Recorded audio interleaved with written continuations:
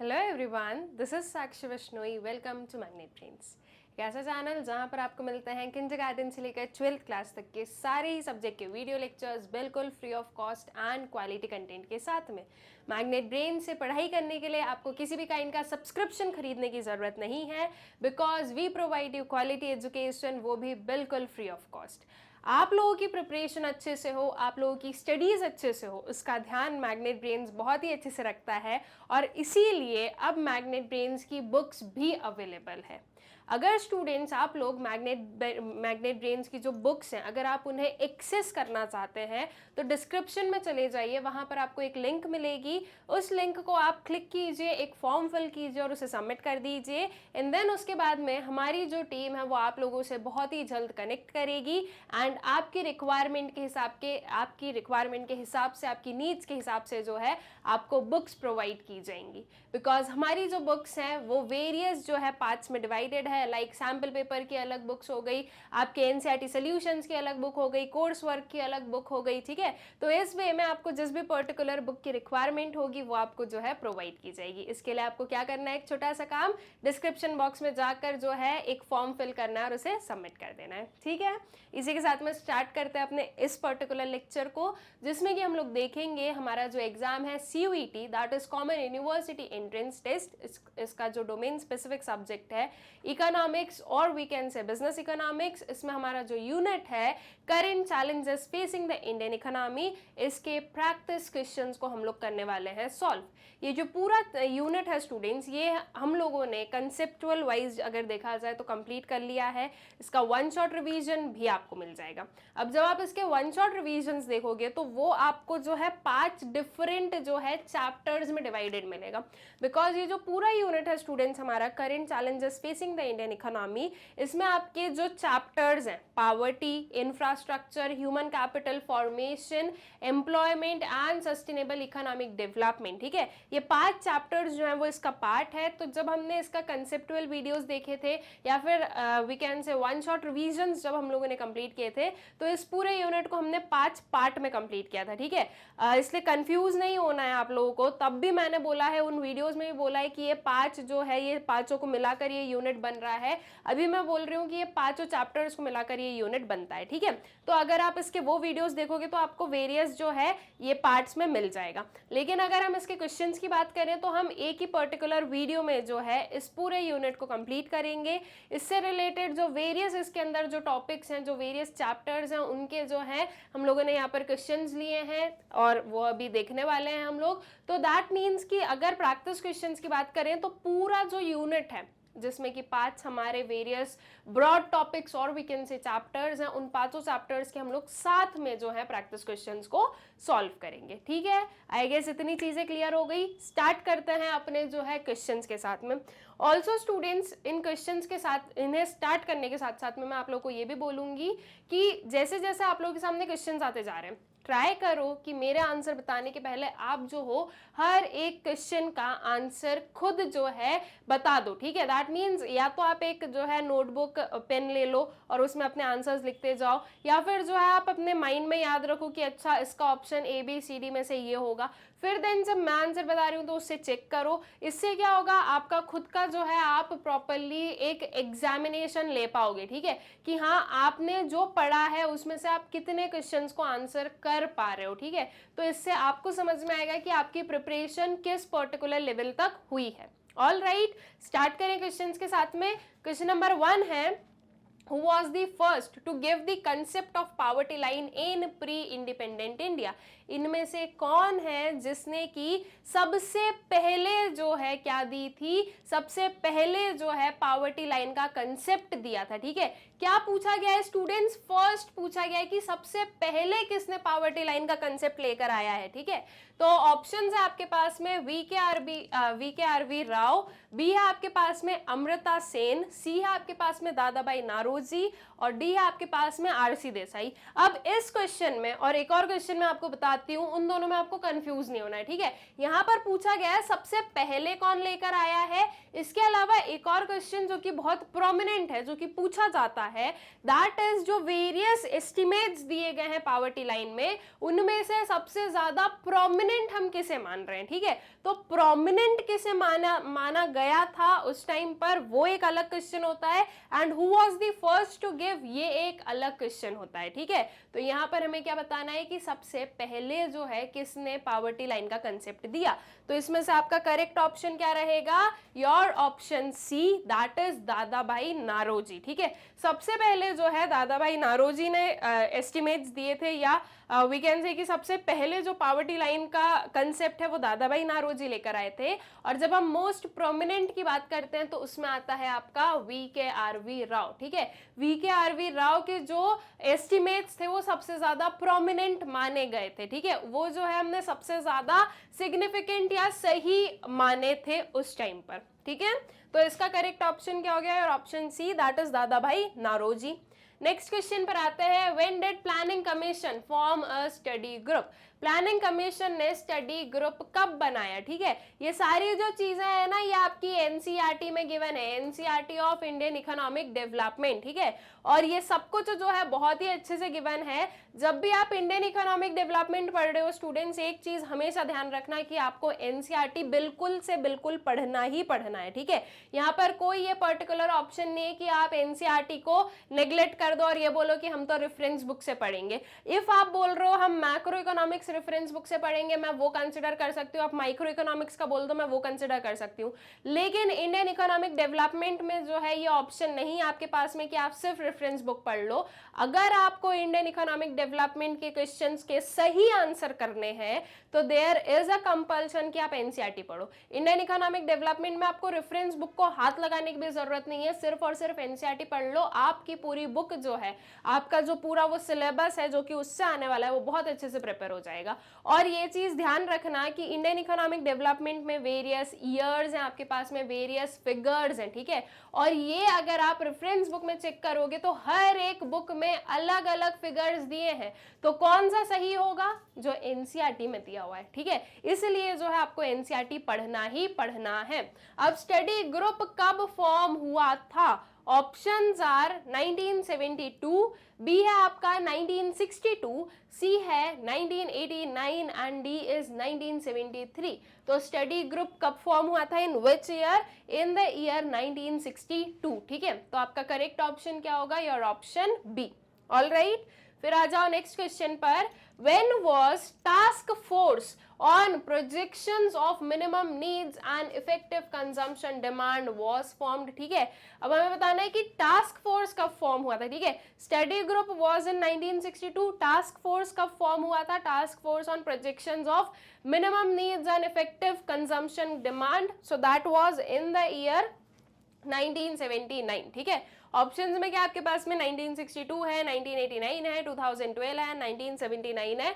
तो correct option would be और option B, that is 1979, ठीक। नेक्स्ट क्वेश्चन पर आते हैं, When was expert group form? अब एक्सपर्ट ग्रुप कब फॉर्म हुआ इसका ईयर बता देते हैं, दैट वाज इन 1989, ठीक है। तो देखो 62 में क्या हुआ? स्टडी जो हमारा स्टडी ग्रुप है वो फॉर्म हुआ, यहाँ पर जो है टास्क फोर्स फॉर्म हुआ, और 1989 में एक्सपर्ट ग्रुप फॉर्म हुआ था, ठीक है। Then comes to next question. According to jail cost of living, poverty line is estimated as, जो jail cost of living है उसके हिसाब से poverty line कैसे जो है estimate की गई है? Options are 3/4 of adult jail cost of living, B है आपका 1/3 of adult jail cost of living, C है 1/4 of adult jail cost of living, और D है 2/3 of adult jail cost of living. तो if we talk about the estimation of poverty line according to jail cost of living, तो वो क्या थी?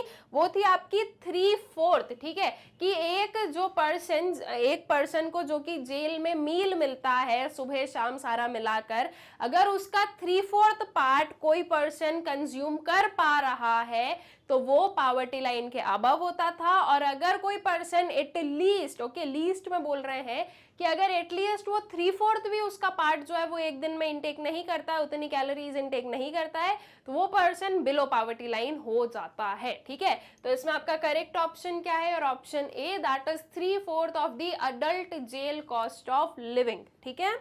फिर आ जाओ नेक्स्ट क्वेश्चन पर, identify the correctly matched pair in column A and column B from the following. हमें column A और कॉलम बी में से जो करेक्टली मैच्ड पेयर है वो बताना है, ठीक है। अब करेक्टली मैच्ड पेयर मतलब कि क्या 1A सही है, 2B सही है, 3C सही है या 4D सही है, हमें ये बताना है, ठीक है, कि कौन से का पेयर जो है वो आपका करेक्टली यहाँ पर देखने को मिला है। अब इसके ऑप्शंस देखोगे तो वो भी आपको ऐसे मिलेंगे 1A, 2B, 3C and 4D, ठीक है।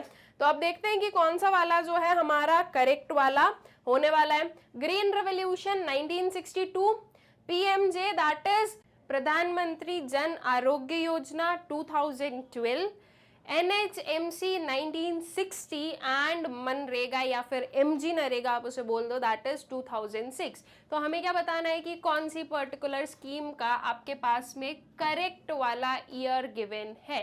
तो इसमें से कौन सा करेक्ट पेयर होगा students, that would be your 4D, that is Mahatma Gandhi national rural employment guarantee act जो है वो 2006 में लॉन्च किया गया था या इम्प्लीमेंट किया गया था। तो 4D would be the correct option, that means option D जो है वो हमारा क्या रहेगा, करेक्ट ऑप्शन बनेगा, ठीक है। फिर आ जाओ नेक्स्ट क्वेश्चन पर, फिर से जो है हमें करेक्टली मैच्ड पेयर जो है वो बताना है column A and column B में। कॉलम ए में अगर हम लोग पढ़ें तो Indira Gandhi national widow pension scheme, column B में हमारे पास में है nutritional programme, next is national rural livelihood mission social assistance programme, third है आपका Sampoorna Grameen Rozgar Yojana that is wage employment programme, and fourth one is mid day meal scheme infrastructure development programme. इनमें से आपका करेक्टली मैच्ड पेयर कौन सा है students, that would be your 3C संपूर्ण ग्रामीण रोजगार योजना जो है वो वेज एम्प्लॉयमेंट प्रोग्राम है, ठीक है।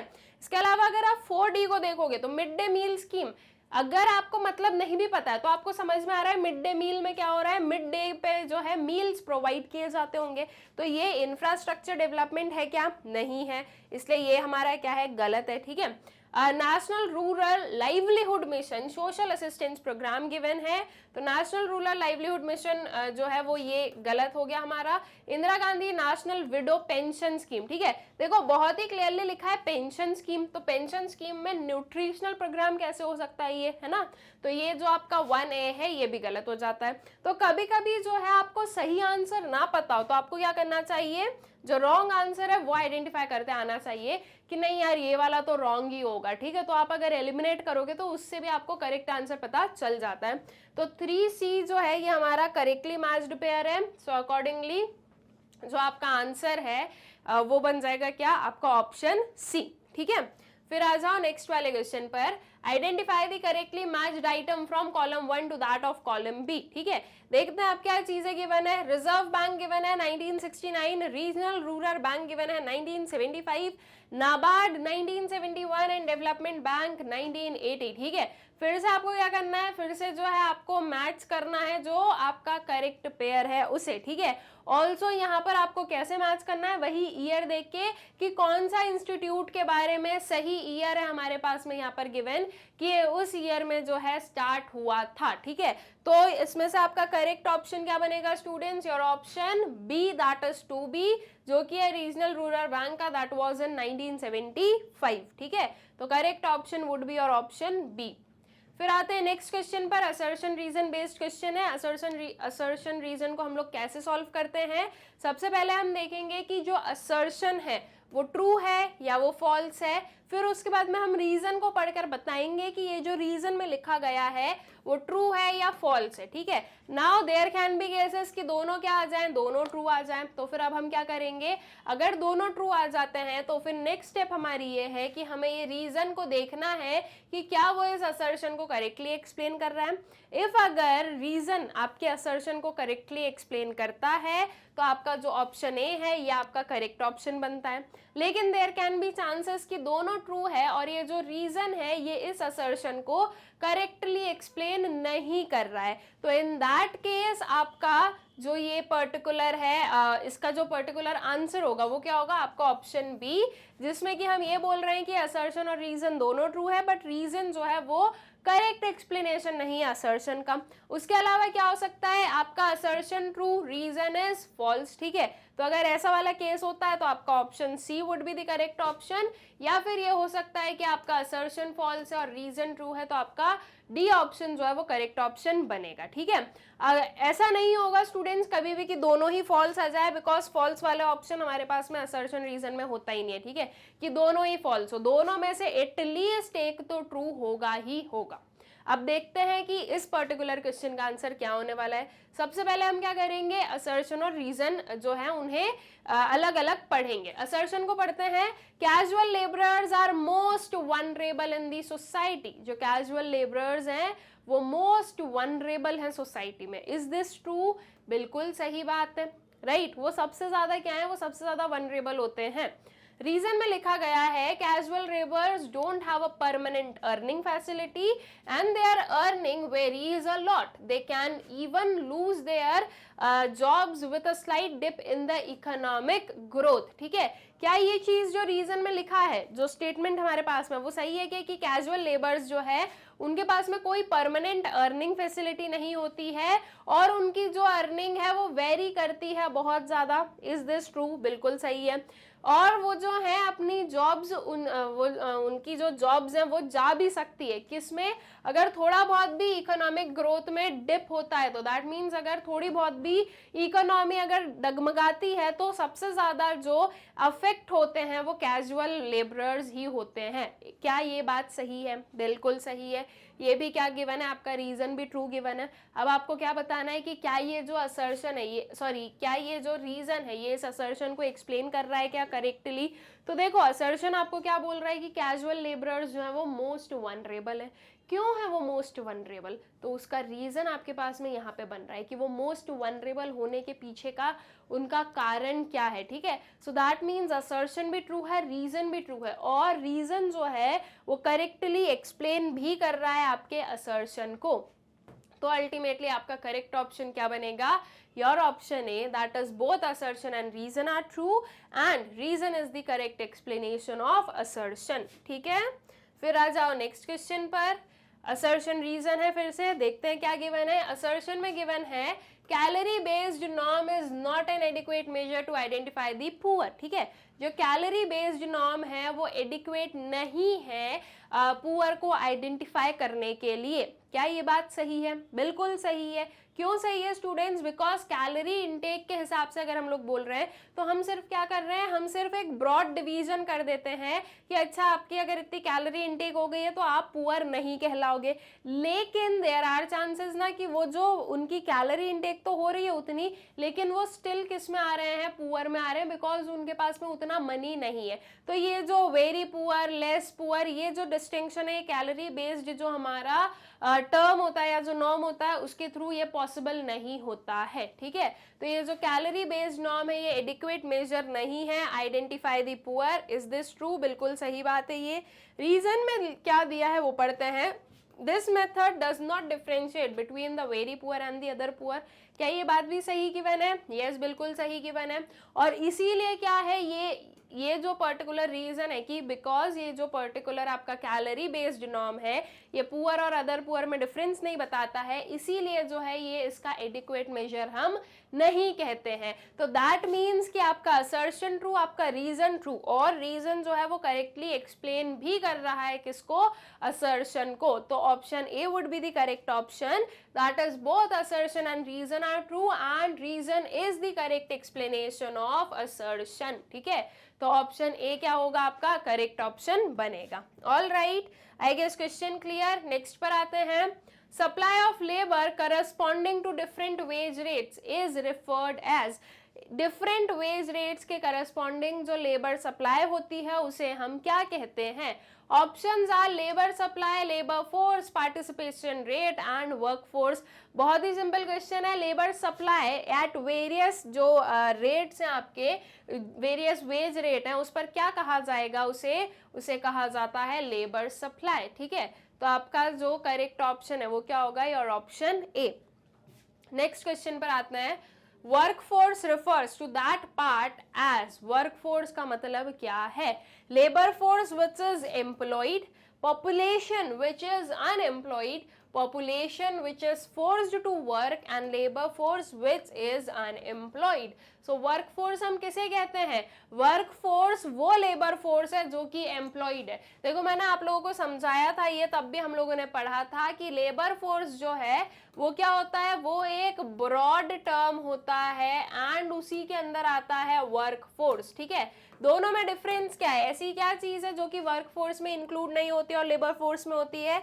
तो देखो जो लेबर फोर्स होता है स्टूडेंट्स, उसमें आपके अनएम्प्लॉयड लोग भी आते हैं, those who are wanting to work और those who are seeking work. ठीक है, वो अनएम्प्लॉयड भी आते हैं, प्लस उसमें जो है एम्प्लॉयड भी आते हैं। ठीक है, तो इन दोनों को मिलाकर क्या होता है? इन दोनों को मिलाकर आपका लेबर फोर्स बनता है। लेकिन जब हम वर्क फोर्स की बात करते हैं तो वर्क फोर्स में सिर्फ और सिर्फ आपके एम्प्लॉयड लोग आते हैं। तो work force refers to that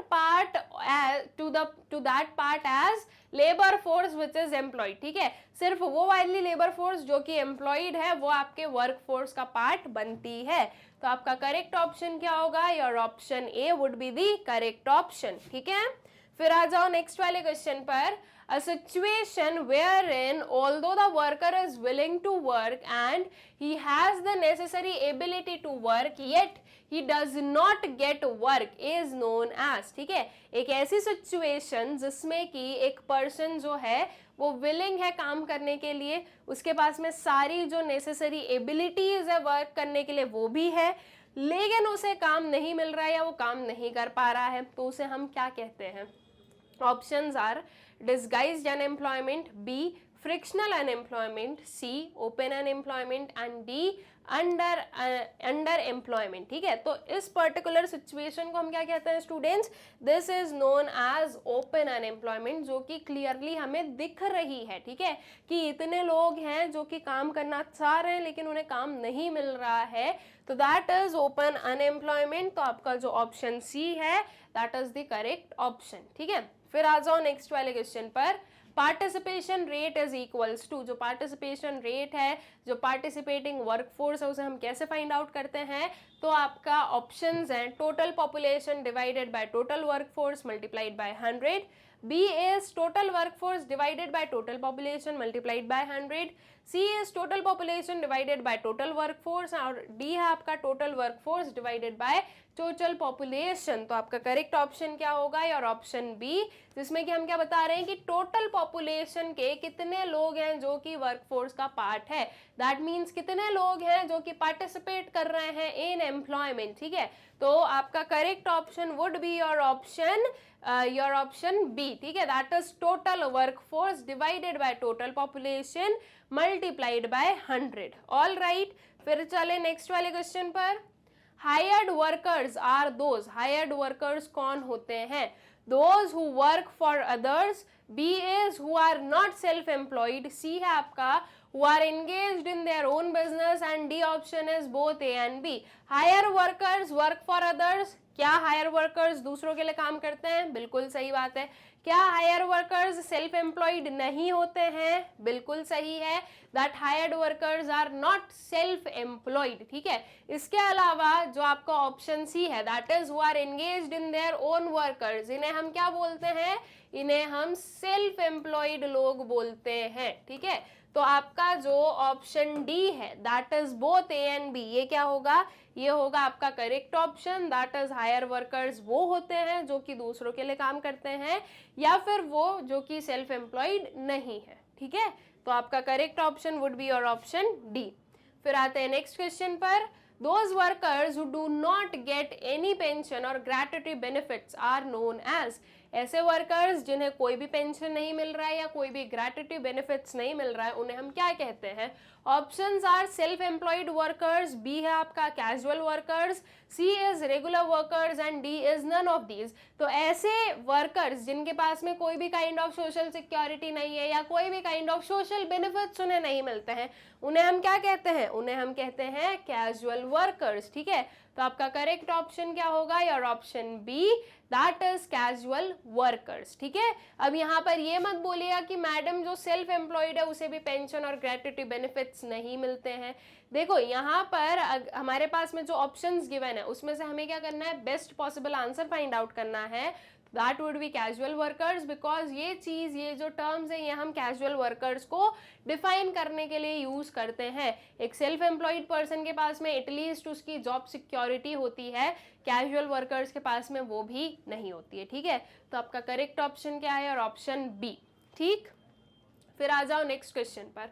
assertion reason based question है, देखते हैं क्या गिवन है। असर्शन पढ़ते हैं, ratio of women workers in rural areas is more than that और the women workers in urban areas। ठीक है, जो रूरल एरियाज में विमेन वर्कर्स का रेशियो है वो ज्यादा है किससे, अर्बन एरियाज के विमेन वर्कर्स से। क्या ये बात सही है? बिल्कुल सही है। हमने जो है वेरियस डेटा, वेरियस फिगर्स देखे हैं जिससे हमें ये पता चला है कि रूरल एरियाज में जो विमेन है वो ज़्यादा वर्क करती है as compare to urban areas की विमेन। ठीक है, रीजन में क्या लिखा हुआ है इसे देखते हैं। Women in rural areas cannot stay at home due to their poor economic condition। क्या ये चीज भी सही है? बिल्कुल सही है कि रूरल एरियाज में इतनी विमेन, दैट मीन्स इतनी in the sense urban areas से ज्यादा विमेन हमें वर्क करते हुए क्यों दिखती है, बिकॉज वो जो है वो घर पर नहीं रह सकती है because of their poor economic condition. तो आपका रीजन ट्रू भी है, साथ ही साथ ये जो असर्शन है इसको एक्सप्लेन भी कर रहा है। सो दैट मीन्स आपका असर्शन भी ट्रू है, आपका रीजन भी ट्रू है, और जो रीजन है वो आपके असर्शन को करेक्टली एक्सप्लेन भी कर रहा है। तो करेक्ट आंसर क्या होगा, your option A, that is both A and R are true and R is the correct explanation of A. ठीक है, तो option A would be the correct option. फिर आ जाते हैं नेक्स्ट वाले क्वेश्चन पर। असर्शन में गिवन है, number of women workers in India are generally over estimated. जो नंबर ऑफ विमेन वर्कर है इंडिया में वो जनरली ओवर एस्टिमेट की जाती है। दैट मीन्स जितनी एक्चुअल में वर्क कर रही है उससे ज्यादा जो है हमारे पास में फिगर्स में शो किया जाता है। क्या ये बात सही है? बिल्कुल नहीं, ये जो है ये आपकी एक फॉल्स स्टेटमेंट है। जो नंबर ऑफ विमेन वर्कर्स हैं वो अंडर एस्टिमेट हम बिल्कुल कह सकते हैं, लेकिन वो ओवर एस्टिमेट नहीं की जाती है। ठीक है, तो आपका जो असर्शन है दैट इज फॉल्स। अब इसके रीजन पर आओ। Many activities undertaken by women workers are not recognised as production work. क्या ये चीज सही है स्टूडेंट्स? यस, ये बिल्कुल ट्रू है। और देखो साथ ही साथ अगर आपको पता है असर्शन फॉल्स है तो कहीं ना कहीं जो है आपके रीजन को ट्रू होना ही है, बिकॉज हमारे पास में ऑप्शन ही नहीं है कि दोनों फॉल्स हो जाए। ठीक है, तो अब बस रीजन को पढ़कर आपको यही जो है आपका श्योरिटी करनी है कि हाँ वो ट्रू है या नहीं। अगर वो ट्रू है तो मतलब आपने जो है इसको फॉल्स भी कहीं ना कहीं क्या किया है, सही ही बताया है। ठीक है, सो बहुत सारी एक्टिविटीज है जो कि विमेन अंडरटेक करती है और वो रिकॉग्नाइज नहीं की जाती है as production work. Is this true? Absolutely true. तो आपका जो है असर्शन फॉल्स है, रीजन ट्रू है। तो आपका करेक्ट ऑप्शन क्या होगा, option D, that is A is false but R is true. ठीक है, फिर आ जाओ नेक्स्ट वाले क्वेश्चन पर। असर्शन में गिवन है, lesser women are found in regular salaried employment. कम जो है विमेन हम लोगों को देखने को मिलती है रेगुलर सैलरीड एम्प्लॉयमेंट में। क्या ये बात सही है? बिल्कुल सही है, दिस इज ट्रू। रीजन में क्या लिखा हुआ है, regular salaried employment do not require skills and high level of literacy. क्या ये बात सही है? बिल्कुल नहीं, दिस इज फॉल्स। अगर हम रेगुलर सैलरीड एम्प्लॉयज की बात कर रहे हैं, रेगुलर सैलरी एम्प्लॉयमेंट की बात कर रहे हैं, तो वहां पर जो है प्रॉपर स्किल्स की रिक्वायरमेंट है, प्रॉपर लेवल ऑफ लिटरेसी की रिक्वायरमेंट होती है। ठीक है, तो आपका रीजन फॉल्स और असर्शन क्या है, ट्रू है। तो इसके लिए आपका करेक्ट ऑप्शन क्या होगा, your option C, that is assertion is true but reason is false. All right, I guess clear है क्वेश्चन। नेक्स्ट पर आते हैं। असर्शन में है, urban unemployment is a spill over of rural unemployment. क्या ये बात सही है? बिल्कुल सही है। जो हम अर्बन अनएम्प्लॉयमेंट देखते हैं वो कहीं ना कहीं रूरल एरियाज से आया हुआ अनएम्प्लॉयमेंट ही है। जो रूरल पीपल है उन्हें वहां पर काम नहीं मिलता है तो वो अर्बन एरियाज में आते हैं काम की जो है खोज में, काम के सर्च में, और फिर अल्टीमेटली जो है अगर उन्हें यहाँ पर भी वर्क नहीं मिल रहा है तो वो अर्बन अनएम्प्लॉयमेंट का पार्ट बन जाते हैं। लेकिन वो है क्या, that is the spill over of the rural unemployment. ठीक है, तो आपका असर्शन क्या है, ट्रू है। रीजन क्या है, owing to the lack of opportunities of employment, people in rural areas are compelled to migrate to the urban areas in search of livelihood। क्या ये चीज भी सही है, बिल्कुल सही है कि ये जो रूरल एरियाज हैं वहां से लोग अर्बन एरियाज में क्यों आ रहे हैं, because of lack of opportunities of employment in the rural areas. ठीक है, तो आपका assertion true, reason true. Also ये जो रीजन है इस असर्शन को एक्सप्लेन कर रहा है, बिल्कुल कर रहा है कि जो है अर्बन अनएम्प्लॉयमेंट स्पिल ओवर क्यों है रूरल अनएम्प्लॉयमेंट का, क्योंकि जो रूरल एरियाज के लोग हैं वो अर्बन एरियाज में आए हैं, तो इसीलिए जो है अर्बन एरियाज का जो अनएम्प्लॉयमेंट है that is a spill over of rural unemployment. ठीक है, तो आपका करेक्ट ऑप्शन क्या बनेगा, और option A, that is both assertion and reason are true and reason is the correct explanation of assertion। ठीक है, तो option A would be the correct option। all right, अब आ जाते हैं नेक्स्ट वाले क्वेश्चन पर। Which of the following is not a component of social infrastructure? इनमें से क्या है जो कि सोशल इंफ्रास्ट्रक्चर का पार्ट नहीं है। हम लोगों ने इंफ्रास्ट्रक्चर में दो टाइप ऑफ इंफ्रास्ट्रक्चर पढ़े हैं, one is economic, one is social.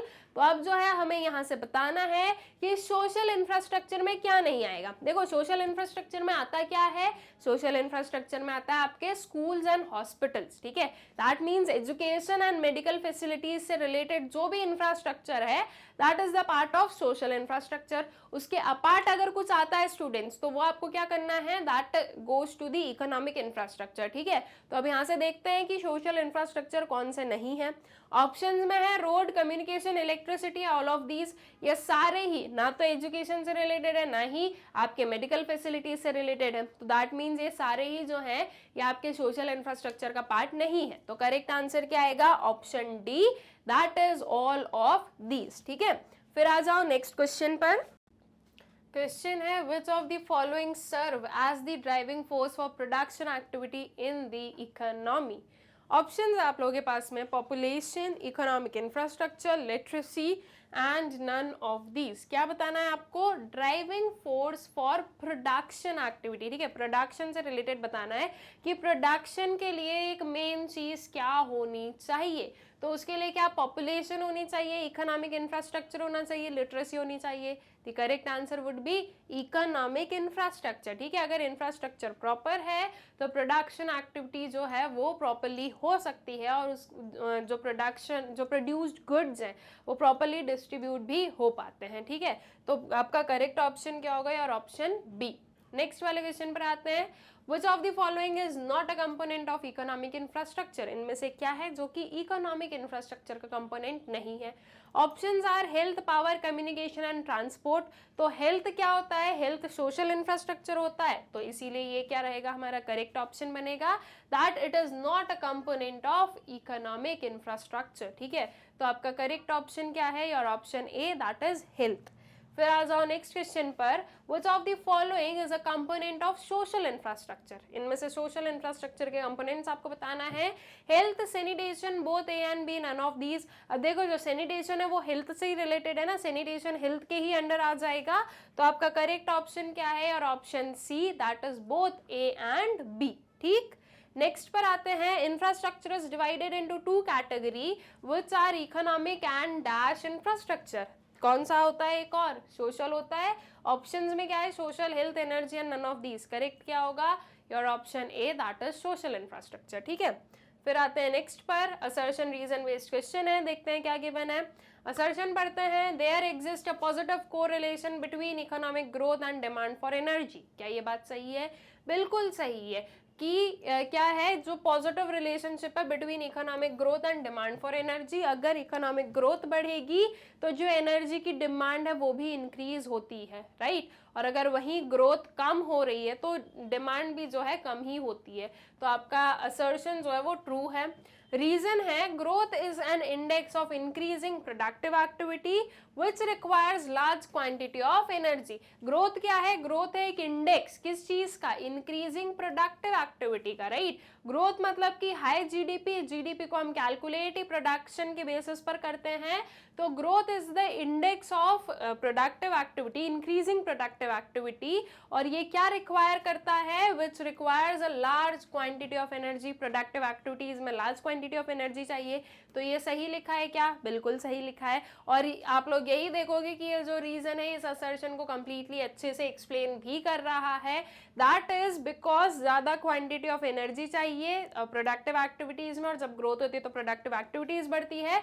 इसीलिए हम क्या बोल रहे हैं कि एक पॉजिटिव रिलेशनशिप है between what? Economic growth and demand for the energy. तो आपका करेक्ट ऑप्शन क्या होगा? Your option A, that is both assertion and reason are true and reason is the correct explanation of assertion। ठीक है, तो option A would be the correct option। Next वाले question पर आते हैं। असर्शन में है non conventional source of energy are less used in the industries. ठीक है, जो नॉन कन्वेंशनल सोर्सेज हैं एनर्जी के, वो इंडस्ट्रीज में कम यूज किए जाते हैं या कम यूज करती है इंडस्ट्रीज इनका। क्या ये बात सही है? बिल्कुल सही है। इंडस्ट्रीज जो है वो कन्वेंशनल सोर्सेज पर ज़्यादा जो है बेस्ड है, लाइक कोल एंड पेट्रोलियम, इनसे जो बनी हुई एनर्जी है उसको ज़्यादा यूज करती है। किसके अपार्ट या किसके बिसाइड हम बोल सकते हैं? जो नॉन कन्वेंशनल सोर्सेज है उनके बिसाइड। ठीक है, तो आपका असर्शन ट्रू है। रीजन में लिखा हुआ है non conventional source of energy pollute the atmosphere.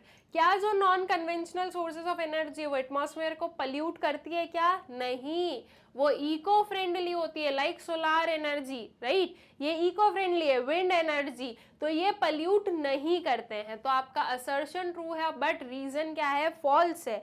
तो करेक्ट ऑप्शन क्या होगा? यार option C, that is assertion is true but reason is false. ठीक है, फिर आते हैं नेक्स्ट पर। असर्शन है आपके पास में infrastructure is the support system on which the efficient working of a modern industrial economy depends.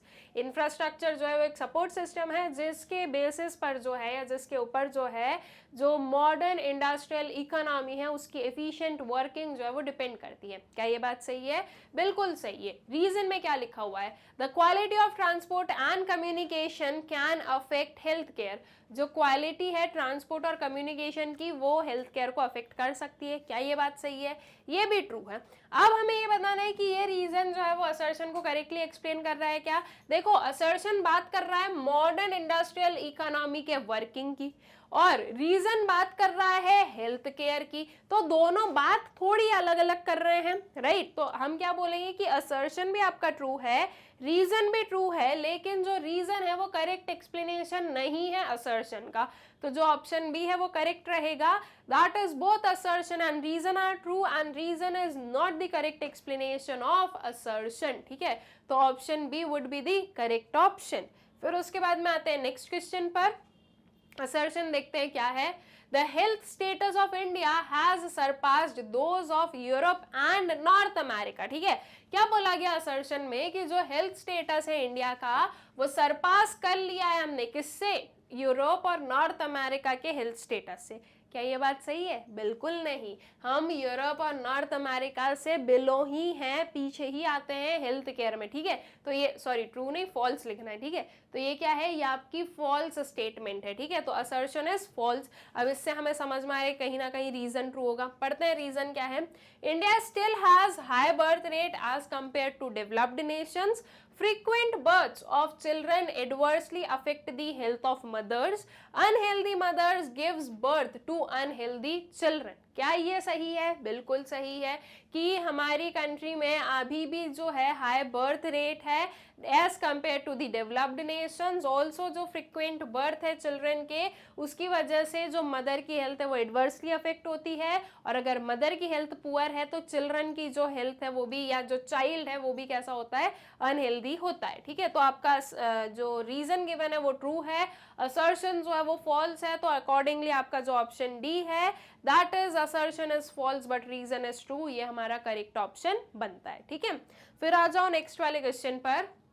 Assertion है आपके पास में, infrastructure is the support system on which efficient working of the modern industrial economy depends, बिल्कुल true है। The quality of transport and communication can affect health care, ये भी true है। और ये क्वेश्चन जस्ट अभी रिपीट हो गया है, तो उसके लिए थोड़ा सा आप लोग जो है इस क्वेश्चन को इग्नोर कर देना, वो हो जाता है कभी कभार कि वो रिपीटेड जो है वो आ गया है, ठीक है। तो करेक्ट ऑप्शन क्या है आपका, option B would be the correct option. Next पर आते हैं, असर्शन गिवन है the distribution of our existing health infrastructure is inequitable, ठीक है। जो डिस्ट्रीब्यूशन है हमारा एग्जिस्टिंग हेल्थ इंफ्रास्ट्रक्चर का वो इनइक्विटेबल है, दैट मीन्स वो इक्वल नहीं है। क्या ये सही है? बिल्कुल सही है। रूरल अर्बन एरियाज में हम लोगों ने डिवाइड पढ़ा है, रूरल एरियाज में इतनी लार्ज पॉपुलेशन रिसाइड करती है, फिर भी वहां पर जो है बहुत ही कम परसेंटेज ऑफ हेल्थ इंफ्रास्ट्रक्चर या हेल्थ केयर इंफ्रास्ट्रक्चर हमें देखने को मिलता है। वहीं अर्बन एरियाज में कम पॉपुलेशन में ज्यादा हमें क्या देखने को मिलता है, हेल्थ केयर फैसिलिटीज देखने को मिलती है। तो ये हमें शो कर रही है कि आपकी जो हेल्थ इंफ्रास्ट्रक्चर का डिस्ट्रीब्यूशन है वो इनइक्वल है, वो अनइक्वल है, ठीक है। तो आपका जो असर्शन है वो क्या है, वो ट्रू है। रीजन में क्या लिखा हुआ है, about 70% of India's population lives in an urban area but only 1/5 of the hospitals are located in urban areas. देखो क्या लिखा है कि अबाउट 70% जो है इंडिया की पॉपुलेशन वो अर्बन एरिया में रह रही है, लेकिन अर्बन एरिया में सिर्फ 1/5 हॉस्पिटल लोकेटेड है। क्या ये सही है? नहीं, ये फॉल्स है। यहाँ पर अर्बन की जगह पर अगर रूरल लिखा होता तो हम बोलते कि ये ट्रू है, ठीक है। लेकिन ये जो अर्बन लिखा हुआ है, इसलिए ये जो आपका रीजन है वो क्या है, वो फॉल्स है। तो आपका करेक्ट ऑप्शन क्या होगा, your option C, that is assertion is true but reason is false, ठीक है। तो C option would be the correct option. फिर आते हैं नेक्स्ट वाले क्वेश्चन पर, environment includes biotic elements only, abiotic elements only, both biotic and abiotic elements and D none of these। तो environment में दोनों ही आते हैं या कोई एक ही आएगा, दोनों आते हैं, that is both biotic and abiotic elements। तो option C would be the correct option, ठीक है। फिर आ जाओ नेक्स्ट क्वेश्चन पर, when was the environment protection act passed, ठीक है। environment protection act कब पास हुआ था? ऑप्शंस आर 1984, बी इज 1986, सी है आपका 1988 और डी है आपका 1990। तो करेक्ट ऑप्शन वुड बी और ऑप्शन बी, दैट इज 1986, ठीक है। 1986 में जो है एनवायरमेंट प्रोटेक्शन एक्ट पास हुआ था। ऑल राइट, फिर आ जाओ नेक्स्ट क्वेश्चन पर, which of the following is an abiotic component of environment, इनमें से क्या जो है abiotic component है environment में? Bacteria, animal, humans and minerals. Abiotic elements that is जो नॉन लिविंग थिंग्स हैं, तो इनमें से नॉन लिविंग क्या है, that is minerals. Option D would be the correct option. Next पर आता है, which of the following is a biotic component of environment, plant, soil, water और light. Biotic that is living organism कौन सा है, तो दैट इज दी प्लांट, ठीक है। Option A would be the correct option. Next पर आते हैं, non renewable resources are those resources which dash, ठीक है। आगे देखते हैं क्या है, इसे कंप्लीट करते हैं। Which are exhausted after use, which are not exhausted after use, which have limited supply and D none of these। क्या बोला गया है, नॉन रिन्यूएबल रिसोर्सेज कौन से हैं, सॉरी सी वाला ऑप्शन में अनलिमिटेड है, ठीक है, लिमिटेड नहीं अनलिमिटेड लिखा हुआ है। तो नॉन रिन्यूएबल रिसोर्सेज कौन से होते हैं, क्या वो टाइम के साथ में सॉरी क्या वो यूज के बाद में एग्जॉस्ट हो जाते हैं? बिल्कुल, नॉन रिन्यूएबल रिसोर्सेज हम उन्हें तो कहते हैं जिन्हें हम रिन्यू नहीं कर सकते हैं, राइट। तो जो रिन्यू नहीं हो सकते हैं, दैट मीन्स एक बार अगर उनका यूज हो गया तो वो फिर से यूज में नहीं आ सकते हैं, उन्हें हम नॉन रिन्यूएबल रिसोर्सेज कहेंगे। तो option A would be the correct option, ठीक है। Which are not exhausted after use, तो ये रिन्यूएबल हो जाएगा, और हैव अनलिमिटेड सप्लाई भी आपका रिन्यूएबल का ही एक हम फैक्टर या उसका जो है फीचर बोलेंगे, ठीक है। नॉन रिन्यूएबल में कभी भी नहीं हो सकता कि उनकी अनलिमिटेड सप्लाई हो, ठीक है। अगर यहाँ पर लिमिटेड होता तो जरूर ये होता है कि हाँ ये वाला अभी ऑप्शन आपका सही होगा, लेकिन वो अनलिमिटेड लिखा हुआ है, ठीक है। तो आपका करेक्ट ऑप्शन क्या है इस क्वेश्चन के लिए, your option A, that is which are exhausted after use, ठीक है। फिर आ जाओ नेक्स्ट वाले क्वेश्चन पर, which of the following is an example of natural resources, इनमें से क्या है जो कि नेचुरल रिसोर्सेज का एग्जाम्पल है। ऑप्शंस है आपके पास में water, minerals, air and all of these natural resources that is जो नेचर ने हमें प्रोवाइड की है। तो वाटर, मिनरल, एयर, क्या ये सारे ही नेचर ने हमें प्रोवाइड किए हैं? बिल्कुल। तो आपका करेक्ट ऑप्शन क्या होगा? Your option D, that is all of these. ठीक है, फिर आते हैं नेक्स्ट वाले क्वेश्चन पर। Economic development includes, economic development में क्या इंक्लूड किया जाएगा? Economic growth, economic welfare, both A and B, none of these. तो इकोनॉमिक डेवलपमेंट, ठीक है, डेवलपमेंट में क्या बोला जाता है कि ग्रो भी हो रहा है, साथ ही साथ ओवरऑल जो है प्रॉस्पेरिटी, वेलफेयर भी मेंटेन्ड है। तो जब हम इकोनॉमिक डेवलपमेंट की बात कर रहे हैं तो इसमें इकोनॉमिक ग्रोथ और इकोनॉमिक वेलफेयर दोनों ही चीजें इंक्लूड होती है। ठीक है, तो आपका करेक्ट ऑप्शन क्या बनेगा? Your option C, that is both A and B. ठीक है, फिर आ जाओ नेक्स्ट वाले क्वेश्चन पर। Which of the following is an essential element of sustainable development?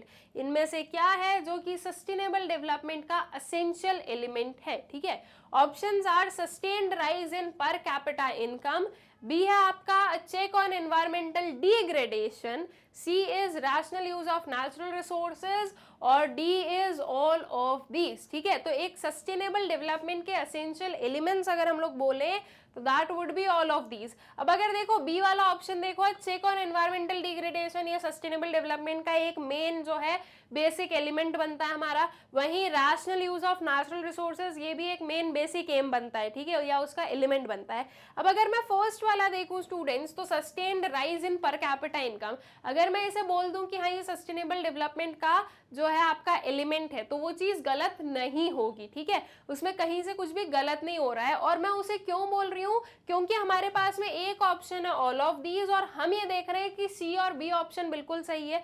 तो ए ऑप्शन को अगर हम चेक करें तो वो भी गलत तो नहीं है, तो इसीलिए जो है हमारा जो ऑप्शन डी है that is all of these, ये करेक्ट ऑप्शन बनेगा। ठीक है, फिर आ जाए नेक्स्ट वाले क्वेश्चन पर। Sustainable development refers to, sustainable development का मतलब क्या होता है? Long term increase in real per capita income, B है आपका long term increase in economic welfare, C है long term increase in real per capita income and economic welfare of both the present and future generations, और D क्या है? All of these.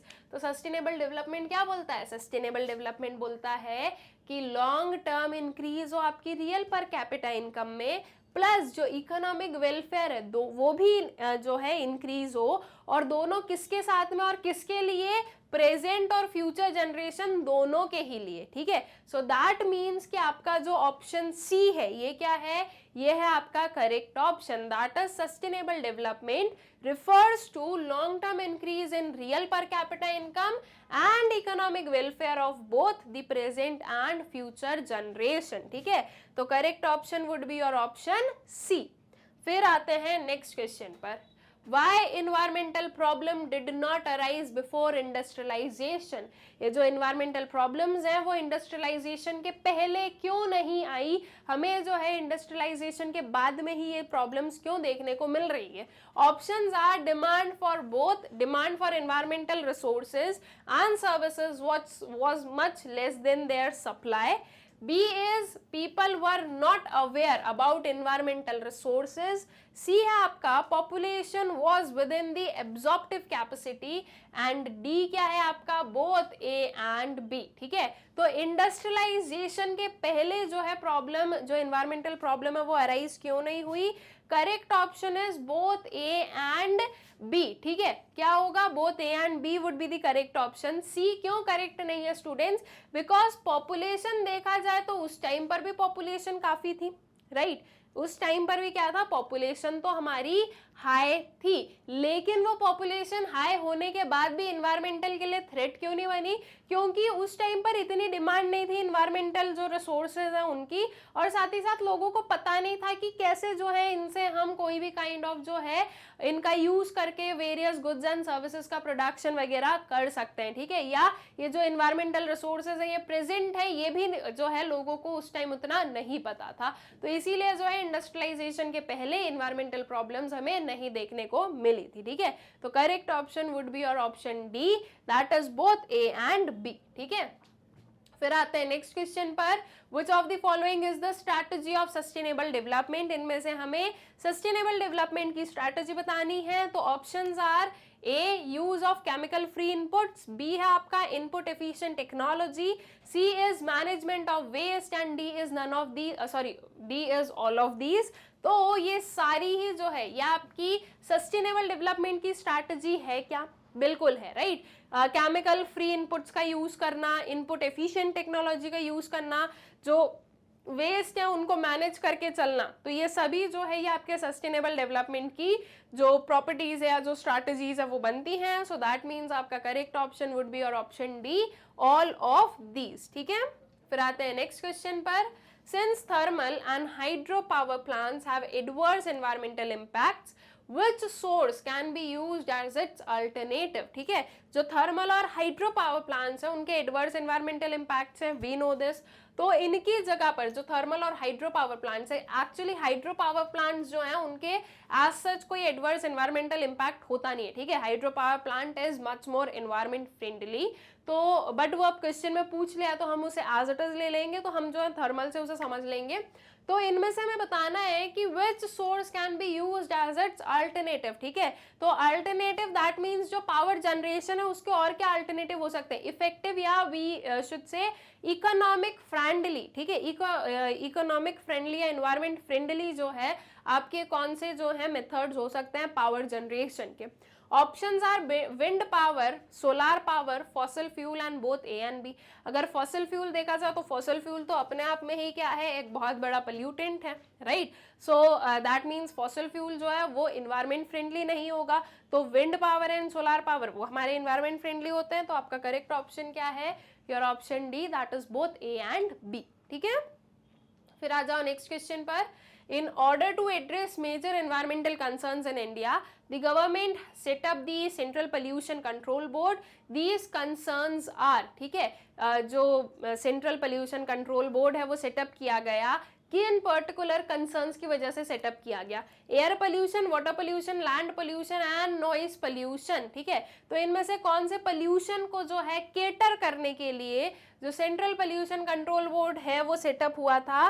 So that was for air and water pollution. तो आपका जो option B है, both 1 and 2, that would be the correct option. ठीक है, फिर आते हैं नेक्स्ट क्वेश्चन पर, dash aims at promoting the kind of development that minimises environmental problems and meets the needs of the present generation without compromising the ability of the future generation to meet their own needs. ठीक है, तो हमें बताना है कि ये किस चीज की जो है डेफिनेशन पूरी दी हुई है या ये किस चीज का जो है प्रॉपर मतलब है, एनवायरमेंटल डेवलपमेंट का, इकोनॉमिक डेवलपमेंट का, ओवरऑल डेवलपमेंट का और सस्टेनेबल डेवलपमेंट का। So that is what sustainable development. ठीक है, यहाँ पर हमारी जो है फ्यूचर जनरेशन की बात की गई है, प्रेजेंट जनरेशन की बात की गई है और प्रॉपर जो है एक एनवायरमेंटल प्रॉब्लम्स को मिनिमाइज करने की बात की गई है। तो that is we call this type of development as sustainable development. तो करेक्ट ऑप्शन क्या है आपका, ऑप्शन डी। ठीक है, फिर आगे चलते हैं नेक्स्ट क्वेश्चन पर, opportunity cost of negative environmental impacts are. जो नेगेटिव एनवायरमेंटल इम्पैक्ट्स हैं उनकी अपॉर्चुनिटी कॉस्ट कैसी होती है। Options are negative, positive, low और हाई। तो नेगेटिव एनवायरमेंटल इम्पैक्ट्स की जो अपॉर्चुनिटी कॉस्ट है दैट इज वेरी हाई। ठीक है, तो आपका करेक्ट ऑप्शन वुड बी और ऑप्शन डी। फिर आते हैं नेक्स्ट क्वेश्चन पर, असर्शन रीजन बेस्ड है, देखते हैं क्या गिवन है। असर्शन है presently global atmosphere is warming up. At present जो ग्लोबल एटमॉस्फेयर है वो वार्म अप हो रहा है। Is this true? बिल्कुल सही बात है। रीजन में लिखा हुआ है the depletion of the stratospheric ozone layer has resulted in an increase in ultraviolet radiation reaching the earth. ठीक है, जो डिप्लीशन है स्ट्रेटोस्फेरिक ओजोन लेयर का, उसका रिजल्ट ये हो रहा है कि जो अल्ट्रावायलेट रेडिएशंस हैं वो अर्थ तक पहुंच रही है। क्या ये बात सही है? ये भी बिल्कुल सही है कि ओजोन लेयर के डिप्लीशन से जो यूवी रेज है वो अर्थ में एंटर कर रही है। ठीक है, अब ये दोनों ट्रू है। अब हमें क्या देखना है कि क्या ये जो रीजन है इस असर्शन को एक्सप्लेन कर रहा है। तो असर्शन क्या बोल रहा है कि जो ग्लोबल एटमॉस्फेयर है वो वार्म अप हो रहा है। तो क्या ग्लोबल एटमॉस्फेयर इसलिए वार्म अप हो रहा है बिकॉज ऑफ ओजोन लेयर, या sorry because of ozone layer depletion? नहीं ना, दोनों ही क्या है, दोनों ही आपके एडवर्स एनवायरमेंटल इंपैक्ट्स बता रहे हैं, that is global warming and ozone depletion. Ozone depletion की वजह से जो यूवी रेज एंटर हो रही है उसकी वजह से अर्थ का एटमॉस्फेयर वार्म अप नहीं हो रहा है, राइट? सो दैट मीन्स कि ये दोनों ट्रू है, बट आपका जो रीजन है वो इस असर्शन को करेक्टली एक्सप्लेन नहीं कर रहा है, तो इसलिए आपका जो ऑप्शन बी है, that is both assertion and reason are true and reason is not the correct explanation of assertion, ये हमारा करेक्ट ऑप्शन बनेगा, ठीक है? तो option B would be the correct option. फिर आ जाओ नेक्स्ट वाले क्वेश्चन पर। अब नेक्स्ट में असर्शन है आपके पास में, affluence in living standard is causing environmental degradation. Reason में लिखा हुआ है increase in wealth increases the demand for goods and services, ठीक है? तो क्या ये चीज सही है? बिल्कुल सही है, असर्शन ट्रू दिया है कि जो हमारे लिविंग स्टैंडर्ड्स हैं उन्हीं की वजह से जो है इन्वायरमेंटल डिग्रेडेशन हो रहा है। आपका जो है रीजन भी सही है कि जैसे वेल्थ इंक्रीज होती है तो हमारी जो गुड्स एंड सर्विसेज की डिमांड है वो बढ़ती है। क्या ये रीजन इस असर्शन को एक्सप्लेन कर रहा है? बिल्कुल कर रहा है स्टूडेंट्स, राइट? कि आपका जो अगर आप ज्यादा गुड्स एंड सर्विसेज को डिमांड कर रहे हो तो उसकी वजह से जो है एनवायरमेंटल डिग्रेडेशन भी ज्यादा हो रहा है, ठीक है? सो दैट मीन्स आपका option A would be the correct option, both assertion and reason are true and reason is the correct explanation of assertion, ठीक है? फिर आ जाओ नेक्स्ट वाले क्वेश्चन पर। असर्शन है अब आपके पास में, sustainable development is essential for the economic growth of a country, ठीक है? जो सस्टेनेबल डेवलपमेंट है वो असेंशियल है किस चीज के लिए? इकोनॉमिक ग्रोथ के लिए कंट्री का। और रीजन है sustainable development ensures that environment friendly measures are adopted for carrying out the production process. क्या ये चीज सही है? बिल्कुल सही है, ये भी ट्रू है। अब सस्टेनेबल डेवलपमेंट क्यों एसेंशियल है इकोनॉमिक ग्रोथ के लिए? बिकॉज जो सस्टेनेबल डेवलपमेंट है वो एनवायरमेंट फ्रेंडली मेजर्स प्रोवाइड करता है या एनवायरमेंट फ्रेंडली मेजर्स को अडॉप्ट करने की हमें कहता है for carrying out the production process, ठीक है? इसीलिए जो है ये जो रीजन है ये असर्शन को कंप्लीटली एक्सप्लेन कर रहा है। तो आपका करेक्ट ऑप्शन क्या हो जाएगा? Your option A, that is both assertion and reason are true and reason is the correct explanation of assertion, ठीक है? ये आपका option A would be the correct option। फिर आता है नेक्स्ट क्वेश्चन, असर्शन है अब आपके पास में, in India land suffers from different types of degradation. क्या ये बात सही है? बिल्कुल सही है कि इंडिया में जो है जो हमारा जो लैंड है वहाँ पर वेरियस डिफरेंट टाइप्स ऑफ जो है डिग्रेडेशन हमें देखने को मिल रहा है। रीजन है in India there are appropriate management practices to avoid land degradation. Reason जो है वो आपके असर्शन के अपोजिट की बात कर रहा है कि इंडिया में जो है वेरियस हम लोग एप्रोप्रिएट मैनेजमेंट प्रैक्टिसेस यूज करते हैं जिसकी वजह से लैंड डिग्रेडेशन अवॉइड होता है। तो अगर ये होता तो ये नहीं होता, लेकिन हम क्या देख रहे हैं कि लैंड डिग्रेडेशन तो है और लैंड डिग्रेडेशन वेरियस टाइप्स में हम लोगों को देखने को मिलता है। तो आपका जो रीजन है वो क्या है? फॉल्स है। तो आपका करेक्ट ऑप्शन क्या होगा? Your option C, that is assertion is true and reason is false, ठीक है? आई गेस कि ये क्वेश्चन क्लियर हो गया अच्छे से।